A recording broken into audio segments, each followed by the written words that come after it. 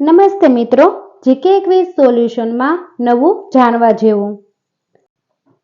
ગંગાજળમાં કદી જંતુઓ રહેતા નથી અને પાણી બગડતું નથી, પણ અન્ય પાણી થોડા દિવસમાં દુર્ગંધ આપે.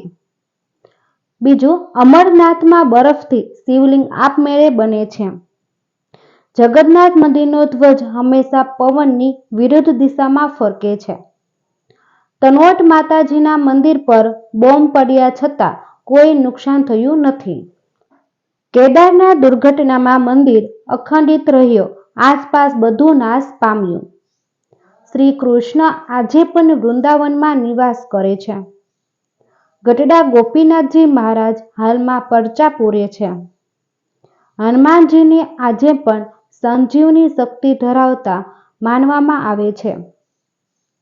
શિરડી સાંઈબાબાની ધૂણીમાં આજે પણ ભસ્મમાંથી બીમારી દૂર થાય છે.